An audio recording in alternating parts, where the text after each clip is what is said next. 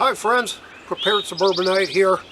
Today is the 11th of April and I just wanted to bring you our day in the garden. Today is planting day. Over the weekend we had a real hard frost, got down to about 28 degrees, and of all things in North Carolina, that's pretty rare this late in the year. We've started our tomato plants and pepper plants indoors and have had them in there since the early part of February. They've grown up quite a bit and it's time to plant. Doesn't look like there's any frost in the forecast, so I'd like to take you through our day, one clip at a time, to show you how we're going to be planting and planning for our garden. We started our garden about 3 years ago, maybe 4 years ago now, with just this single bed that you see right here. We've expanded it now to this 4x8 bed here. Over at the edge of the fence there you can see the potato bins. 2 more raised bed gardens there. Our fruit trees are out back. Apples, plums.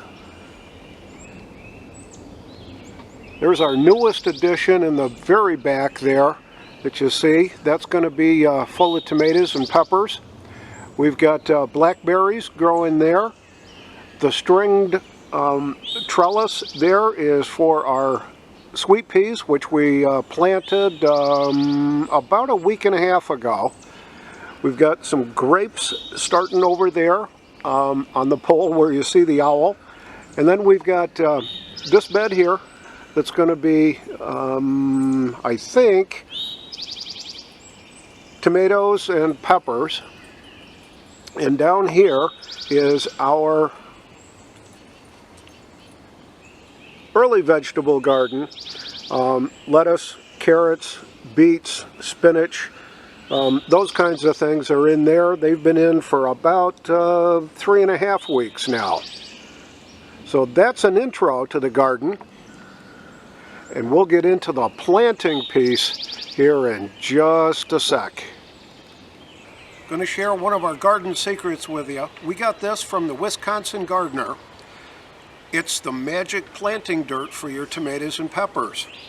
3 cups potting soil, a 1/2 cup of Epsom salts, a 1/2 cup of instant dry milk, and a tablespoon of baking soda. Mix it all together in here, shake it up, use about 2 handfuls in each tomato hole that you've dug for your tomatoes. Plant them deep, but just before you plant them, sprinkle a teaspoon of sugar on the top of the soil, on the top of the magic soil that you just made. That's the secret from the Wisconsin gardener. I'll post a link to her website and her YouTube channel down below. Thanks.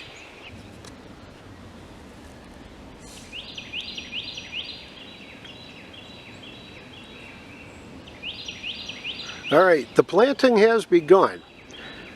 My wife's got the first plant in.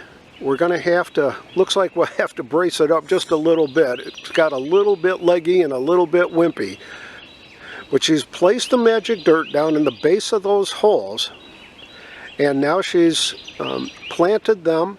She's staking them up with little wooden stakes just to hold them up, to give them a chance. They'll go through a little bit of shock while this is happening. In these beds, what we've done is put in, using a post hole digger, 8 different holes. There's a pattern of 5 up by my wife's end there, and then there are 3 down here, so you get 8 altogether. Well, there's a good morning's work done right there.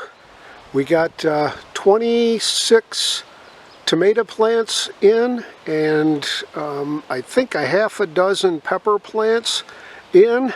And then this afternoon we're going to tackle putting in the beans and a few of the other vegetables.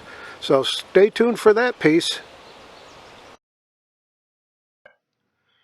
Well, we finished up for the day.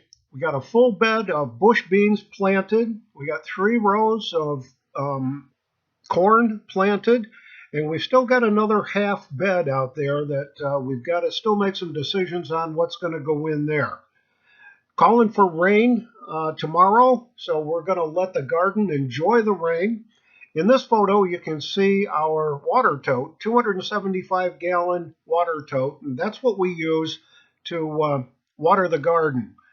We have rigged up a downspout diverter, and we fill this thing, 275 gallons, and it'll last us at least a month, and it only takes one decent thunderstorm to fill the thing back up.